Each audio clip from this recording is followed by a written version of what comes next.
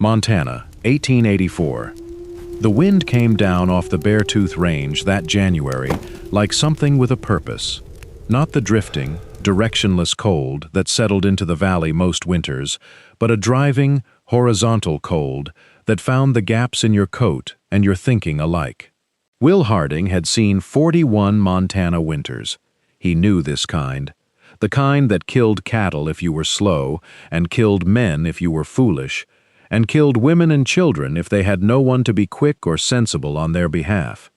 He was at the barn at 4:30 when he saw her coming up the road. He almost didn't see her at all. The snow was moving sideways by then, thick and stinging, and the light was already failing, though it wasn't yet 5 o'clock. But something made him pause at the barn door, some quality of motion against the white that wasn't wind-driven snow. He squinted, looked again. A woman, walking. She had a child by each hand. One of them, the smaller one, was being half-carried, the woman's arm crooked under its weight, her body listing to one side with the effort. They were moving slowly, the kind of slow that has stopped being a pace and become something else entirely. Will set down the feed bucket and went out into the weather. He reached them at the gate. Up close, she was younger than he'd expected, somewhere in her mid-20s perhaps, though her face had the set expression of someone who had been carrying something heavy for a long time and had stopped expecting to put it down. Her hair was the pale gold of winter wheat, plastered wet against her forehead under a wool hat that had seen better years. Her coat was too thin. He could see that immediately. A summer coat, maybe, or a coat meant for a milder place than this. The children were a boy and a girl. The boy, the older one, perhaps 7, was gripping her hand with both of his and walking with his eyes fixed on the ground with the focused determination of someone who has decided that looking up would cost too much. The girl was 4 at most. She had stopped walking entirely and was simply hanging from her mother's arm with the boneless compliance of a child who has run out of everything. "Ma'am," Will said. The woman looked up. Her eyes were blue, the particular blue of a sky just before snow, and they were clear and direct even now. Even like this. "I'm sorry to bother you," she said. Her voice was steady. That surprised him more than anything else. "My name is Nora Calloway. I was told there was a town 8 miles east. I believe I may have miscounted." She had miscounted by about 6 miles, and the town she was heading toward had no hotel, only a rooming house run by a woman who did not take in strangers in January without payment in advance. He knew this. He did not say it. "You're on the Harding Ranch," he said instead. "Will Harding. Come inside." "We can pay," she said immediately. The steadiness cracked slightly on that word. Just slightly. "Not tonight, but I have a letter of employment from a family in Billings. Once I reach them." "Come inside," he said again, not unkindly, just with the directness of a man who has assessed a situation and made a decision and sees no point in discussing it while the temperature is dropping. She came inside. She had some pride left, he could see that, the way she straightened her spine before she stepped through the door, the way she guided the children ahead of her like she was delivering them somewhere respectable, rather than stumbling into a stranger's warmth after God knew how long in that cold. But she came. His name was the only thing Will Harding had that was truly orderly anymore. The house was clean enough, the way a house is clean when a man maintains it out of habit rather than care. 3 rooms. A main room with a fireplace and a table and 2 chairs. A kitchen. A bedroom. He'd added the bedroom 12 years ago when he married Ellen, and he'd slept in it alone for 4 years now since the fever took her the winter of 1880. He hadn't changed much about the room, hadn't seen the point. He built the fire up without being asked. He put a pot of beans on because beans were what he had, and they were filling and they were hot, and those were the only qualities that mattered right now. The children, he noticed, sat exactly where their mother sat them without being told twice. The boy watched Will with the wary attention of a child who has learned that men are a variable and not always a safe one. The girl fell asleep inside of 3 minutes with her head against her brother's shoulder, her face slowly returning to the unguarded softness that children's faces have when the cold releases them. "How long have you been walking?" Will asked. "Since morning." A pause. "We slept in the Hendersons' barn last night. They were kind enough to allow it. Before that, we were in Livingston for 2 weeks. I was." She looked at her hands, which she'd spread near the fire. Her knuckles were red and cracked. "I was trying to find work there. There wasn't any. Not any that I could manage with the children." "Where's your husband?" He asked it plainly, because he was a plain man, and because knowing the answer mattered for practical reasons. She answered the same way. "Dead. September. The mine in Butte. A breath. There wasn't much by way of savings. What there was went to the burial and then to keeping us through October and November." She looked at the fire. "The letter from the Billings family came through a church connection, housekeeper position. They said they didn't mind the children as long as I kept them out of the way." "That's 60 miles south," Will said. "I know. In January." "I know that too." She finally looked at him directly. "I didn't have a great many options, Mr. Harding." He believed her. He had no reason not to, and the evidence of her situation was sitting across the table from him, wrapped in a coat that was inadequate for the weather and boots that he could see, now that they were drying near the fire, had a split along the left sole of the larger pair. Her boots. She'd given the children the better ones. He looked at the pot on the stove, looked at the 2 chairs at the table, looked at the bedroom door and then away from it, thinking through the practicalities without sentiment. "You're not walking 60 miles in January with 2 children," he said. "Mr. Harding." "The girl's 4. She blinked at the change of direction. 3. She'll be 4 in March. "A 3-year-old can't walk 60 miles in January," he said. "Neither can a grown woman in those boots. There's a room. The children can sleep in there." He nodded toward the bedroom. "I'll manage the main room." Silence. The fire popped. The boy, who Will had half forgotten was awake, looked between them with his mother's same direct attention. "I told you, we can pay when—" "I didn't ask you to pay," Will said. He stood and went to check the beans because they needed checking and because he'd said what he had to say and didn't need to watch her decide about it. "Beans'll be ready in 20 minutes. Your boy looks like he can eat. What's his name?" A long pause. He didn't turn around. "Samuel," she said finally, "and my daughter is Grace." "I'm Will," he said, this to the boy, who was watching him. "You want to help me set the table, Samuel?" The boy looked at his mother. She gave the smallest nod. He slid off the chair. "Friends, before we go further, I want to pause for just a moment. These stories travel farther than I ever imagined when I started writing them. I know some of you are listening from warm kitchens in America, some from living rooms in Australia or Canada, some from places I've never been and can only dream of. If this story is giving you a good evening, please let me know in the comments. What country are you listening from tonight? Now, let's go back to Nora and Will, because the morning after the storm changes everything. The storm lasted 3 days. Will knew from the first morning that it would. He'd grown up reading Montana winters the way other men read almanacs, in the patterns, the quality of the light, the particular way the cattle moved when something serious was coming. He moved the livestock into the barn on the second day and spent the better part of 6 hours doing it, coming back in so frosted over that Grace, apparently having decided in the night that he was not a threat, looked at him with enormous eyes and said, "You're all white." "Looks like," he said. "Like a ghost," she said, with the satisfaction of a child who has named something correctly. "Something like," he agreed. He was aware, during those 3 days, of the ways the house changed. It was not dramatic. It wasn't as though Nora Calloway swept in and transformed the place. She was too careful for that, too aware of her position, the thinness of the invitation, the man she didn't know, and the house she had no claim to. But small things shifted. The table was set before he came in for meals, every time, the dishes placed with the automatic precision of someone who has kept a household for years. The children's coats were hung on the pegs by the door instead of draped over chairs. Samuel, with some asking permission first each time, kept the wood box filled from the stack on the porch. On the second evening, Will came in from the barn to find that she'd found the broom and swept the main room and was now sitting at the table with the lamp pulled close, mending something. One of Samuel's shirts, he thought, with thread she must have had in her bag. "You didn't have to do that," he said. "I know," she said, and didn't look up.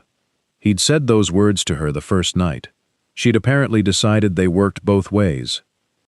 He almost smiled. Almost. On the third day, the storm broke, and Will came in from checking the livestock to find Samuel at the kitchen table with a piece of charcoal and some paper he'd found somewhere, drawing what appeared to be a horse. A reasonable horse, actually. Better than Will could have managed. "Where'd you get the paper?" Will asked. "Mama found it. She said to ask first, but you weren't back yet. I'm sorry." The boy said it without panic, matter of fact. Prepared, Will thought, to be told off and to accept it.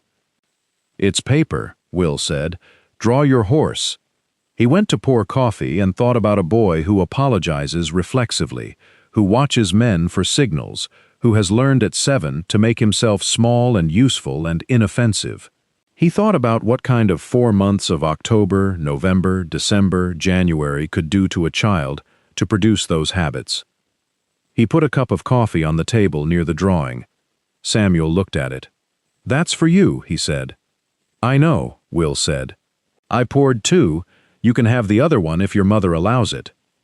The boy looked at the second cup with the restrained desire of a child who very much wants a thing and is trying not to want it too obviously. "I'll ask her," he said. His mother said no, which was reasonable, and gave Samuel a look that meant she'd noticed the gesture and said nothing else about it, which was also reasonable. By the end of the first week, Will had established certain facts. Nora Calloway was not helpless. She was not, in fact, anything like helpless. She had spent 3 years in Butte keeping a household on a miner's wages, which meant she could make a meal out of nearly nothing and keep 2 children fed and clothed on a budget that would make most women despair. She mended and cleaned without being asked. She organized his pantry, which had been in a state of aggressive disorder, in a single afternoon, while Grace napped and Samuel did the reading lesson she gave him every day without fail. Her school teacher's patience visible in the way she never raised her voice and never let him give up on a word. What she was, Will thought, was exhausted, ground down to something that was still functioning, still capable, still proud, but running on considerably less than a person ought to have. She slept deeply and didn't wake until Grace did, which meant she was catching up on something she'd been short of for a while. She ate everything he put in front of her without excess or complaint, the clean, honest appetite of someone who has learned not to be particular about food. He did not push. He was not, by nature or practice, a pusher. He said what needed saying and then let things sit. At the end of the week, she brought it up herself. "The roads will be passable soon," she said. They were at the table after supper, the children asleep. "I should write to the Billings family. Let them know I've been delayed." "Roads won't be passable for another week," he said. "Maybe 2. After that, then." He turned his coffee cup in his hands. He'd been thinking about this since the storm broke, turning it over in the way he turned over anything that mattered. Slowly, all the way around. "The Billings family," he said. "What exactly do they need a housekeeper for?" "Cooking, cleaning, management of the household. They have 4 children. And they'll keep Grace and Samuel." "In the kitchen quarters?" "Yes." He looked at the fire. "Kitchen quarters?" A 3-year-old girl who called strangers ghosts with the solemnity of a small naturalist. In kitchen quarters. A boy who drew horses on whatever paper came to hand, doing his reading lessons on a kitchen floor somewhere while his mother cooked someone else's meals. "I need someone here," he said. She went very still. "The ranch," he said carefully, "is more than a single man can properly run. Has been for a few years now." He did not say since Ellen. He didn't need to. "There's the house management, the accounts, the cooking, things I manage badly and slowly. I could pay wages. Not substantial ones, but—" He paused. He was aware he was doing this wrong, moving too fast through something that required more care. The children could have the bedroom. It's warmer than the kitchen room I rigged up. There's room enough. Silence. He risked a look at her. She was looking at the table. "Mr. Harding," she said slowly, "I barely know you." "I know. You barely know me." "I know that too." "Then why?" "Because it's January," he said. "And you're a capable woman with 2 children and a 60-mile walk ahead of you in Montana winter, and the Billings family will work you 12 hours a day and put your children in their kitchen. A beat. And because I need someone to manage this house, and I've been managing it badly for 4 years, and I know it." She was quiet for a long time, long enough that the fire settled and shifted and threw new light across her face. She was frowning slightly, the small, focused frown of someone doing arithmetic that isn't coming out clean. "You don't know what kind of person I am," she said finally. "You've been in this house for a week," he said. "I have some evidence." "That's not the same as knowing someone." "No," he agreed. "It isn't." He picked up his coffee cup and found it empty, set it back down. "But it's January. There'll be time for knowing." She didn't say yes that night. She said she'd think about it, which was either a kindness or a genuine statement, and Will took it for the latter, because she seemed like a woman who said what she meant. He went to his bedroll by the fire and lay looking at the ceiling and thought about what he'd done, which was make an offer to a woman he barely knew to manage his household through the rest of a Montana winter, and found, somewhat to his surprise, that he didn't regret it. He fell asleep listening to the wind, which had dropped to something bearable. The trouble came in the second week, as trouble tends to, from a direction Will wasn't watching. His neighbor, Emmett Cross, was a prosperous man of 52 who owned the largest spread in the valley and had opinions about most things, which he delivered with the comfortable authority of someone who has been agreed with too often. He rode over on a Tuesday when the roads had cleared enough for a horse, which meant the news had gotten around, which it had, because it always did. Will saw him coming from the barn and was not surprised. "Will?" Emmett pulled up at the gate. He had a broad, red-cheeked face and sharp eyes that moved across the yard and then toward the house with the practiced efficiency of a man taking inventory. "Here, you've got a woman staying on." "Housekeeper," Will said. "She and her children were caught in the storm." "She got a husband?" "Widowed. Out of Butte." Emmett's eyebrows went up, then settled into something that wasn't quite disapproval, but was auditioning for it. "Will, you know I speak plainly." "I know," Will said. "A widow woman living in a single man's house. People are talking." "People are welcome to talk," Will said. "She manages the house. I'll sleep in the barn once the cold breaks if it puts people's minds at ease." Emmett studied him. "You fixing to make it permanent?" The words sat in the cold air between them. "She's working for wages," Will said. "The rest is her business and mine." It wasn't, he was aware, an answer. Emmett was aware of it too. But Emmett had enough sense to let it sit, because Will Harding had never in 41 years been moved by other people's opinions about his choices, and Emmett had known him long enough to know that pushing would accomplish nothing. He rode away with the expression of a man filing something for later reference. Will stood at the gate for a while after he left, thinking. Then he went inside. Nora was at the stove. Grace was on the kitchen floor arranging dried beans into patterns with the focused gravity of a child conducting important research. She looked up when he came in. "Ghost Man," she said, apparently having decided this was his name. "That's me," he agreed. Nora turned from the stove. She had flour on her hands and her hair was coming loose from its pin, a strand falling forward across her cheek. She looked at his face, and whatever she saw there made her set down the spoon. "Someone came by," she said. It wasn't quite a question. "Emmett Cross, my neighbor." He pulled out a chair and sat down. He had some observations about the arrangement. She looked at him steadily. She had the same quality Samuel had, that absolute stillness while they waited, the particular patience of people who have learned to let trouble arrive at its own speed rather than walking toward it. "I told him it was your business and mine," Will said.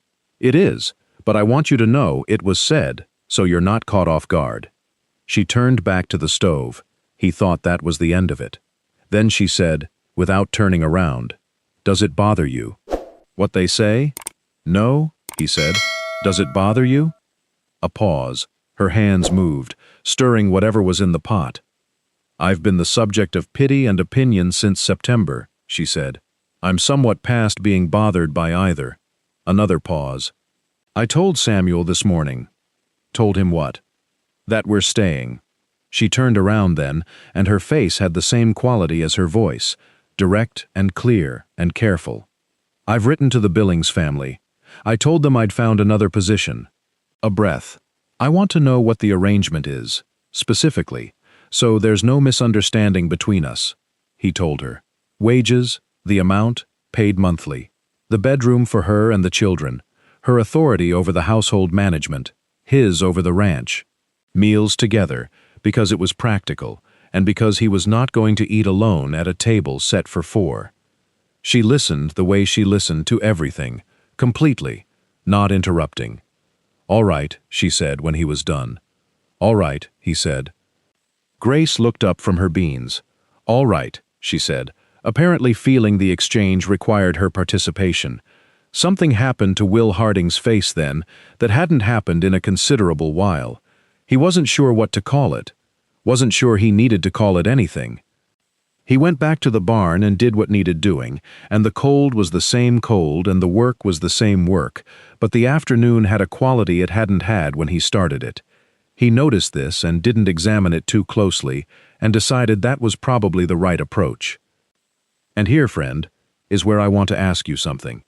If you had been Nora Calloway, 3-year-old girl, 7-year-old boy, 60 miles from the only job you had, and a man you barely knew offering you something that looked like safety, but might have been something else entirely, what would you have done?" Leave your thoughts in the comments. I read every one of them. Now let's go back, because January is ending, and something is beginning.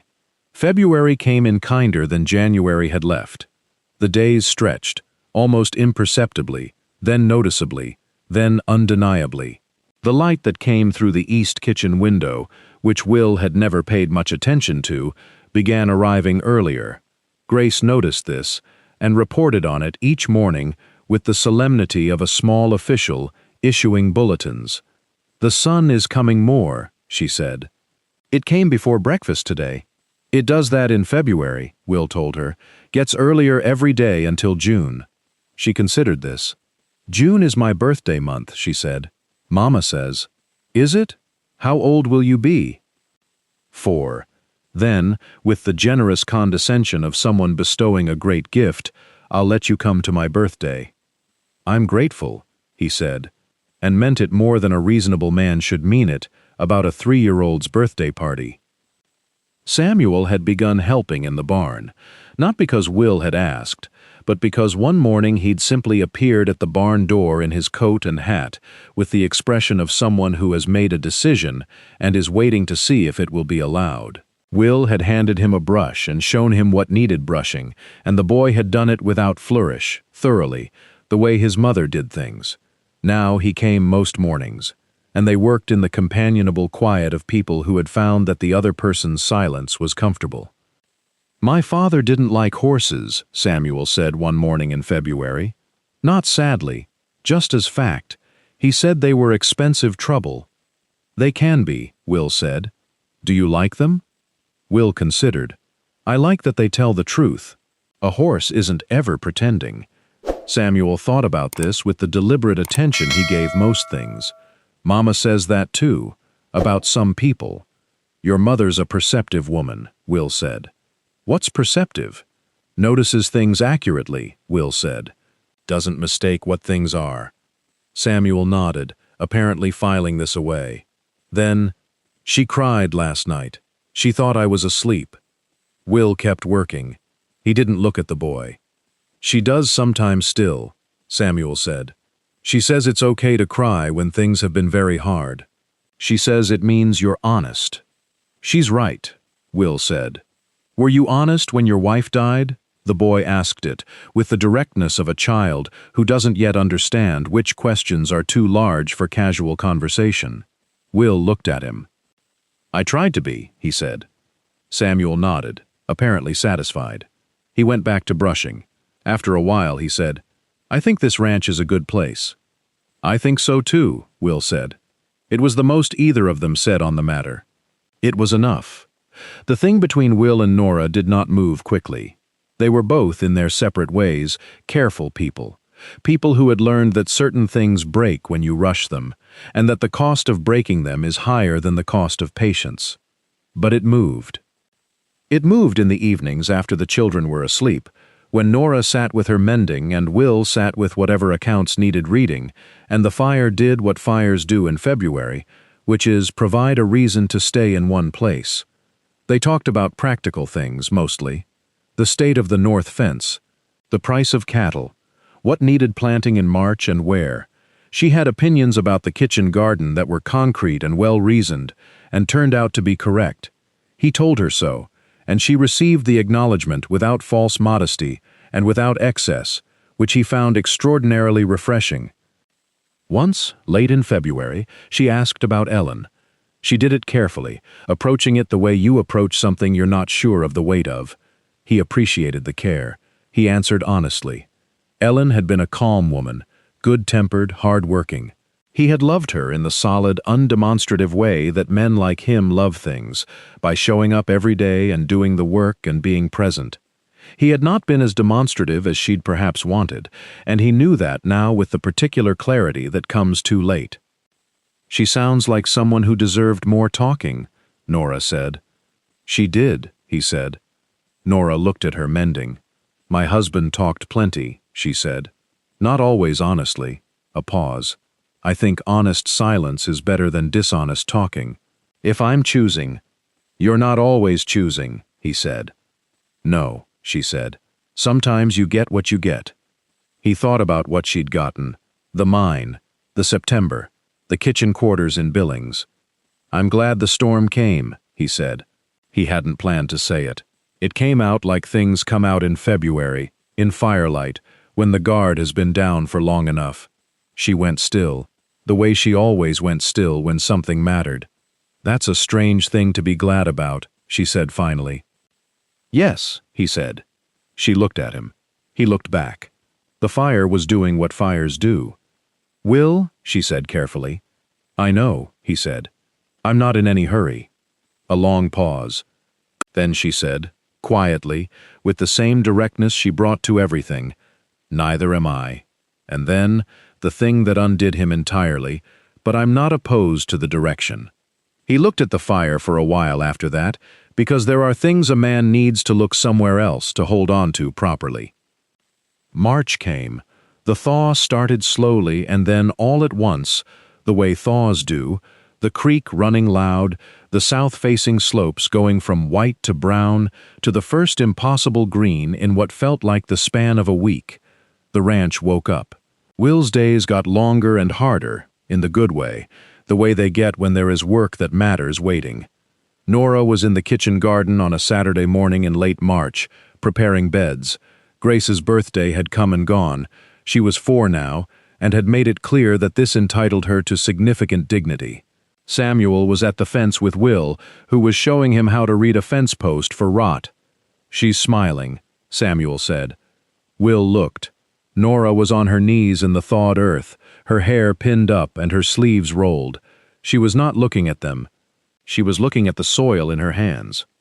"Is that unusual?" Will asked. "Not anymore," Samuel said. "It was, when we first came. She didn't smile much in December." He paused. He had the honesty of children, the clear-eyed accounting of things as they were. "She smiles now, most days." Will looked at the garden, at the woman in it, at the earth coming back to life. "Good," he said. He said it the way he said most things that mattered, quietly, once, without decoration. And he meant it the way he meant everything, all the way through. On the last day of March, which was a Tuesday, Will was on the porch in the late afternoon, watching the light on the mountains, when Nora came out and stood beside him. Not beside him exactly. A few feet away, the respectable distance they'd maintained since the beginning, which had grown gradually less effortful to maintain, and therefore, he thought, more worthy of notice. "You said until spring," she said. "What?" "That first night. You said I wasn't leaving until spring." She looked at the mountains. "It's spring." He was quiet. The mountains were doing what they always did, holding the last of the light against all reason. "I may have misspoken," he said finally. She looked at him then. Blue eyes and winter wheat hair, and the expression he'd been watching since January, the one that was direct and careful and a little wary and had been, very gradually, becoming something else. "How so?" she said. "Might have meant until you had somewhere better to be," he said, "which is different." A pause. "That could be a long time," she said. "Yes," he said, "it could." The last light moved across the porch. Somewhere in the field, Grace could be heard explaining something to a presumably captive Samuel with the passionate conviction of a 4-year-old who has discovered a new fact about the world and needs someone to know it immediately.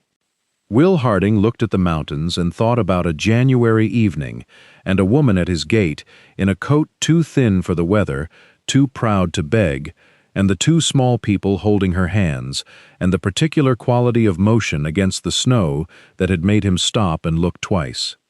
He thought about how different a life could look at its end than it had looked at its beginning. He thought about second things and how they were not lesser than first things, only different, earned differently, arrived at by a longer road, held, perhaps for that reason, with a different kind of understanding. "Nora," he said. "Yes," she said. She'd been waiting. He could tell. She was good at waiting, this woman. She'd had practice. "I'd like to know," he said carefully, "if you'd consider staying on a different basis." He looked at his hands on the porch rail. Not wages, something else. The quiet that followed was the kind that has an answer already in it. He could feel it. "Ask me properly," she said, "when you're ready. There's no hurry." And then, with the particular dry note that appeared when she was warmer than she was letting on, "I'll be here." He almost laughed. He didn't, quite, but the sound that came out was something close to it, something that had been somewhere around for a few months now, waiting for the right occasion. Spring had come to the Harding Ranch, and the woman who had arrived in January, with her 2 children and her thin coat and her 6-mile miscounting, was staying. Not until spring, not until she had somewhere better to go. Just staying.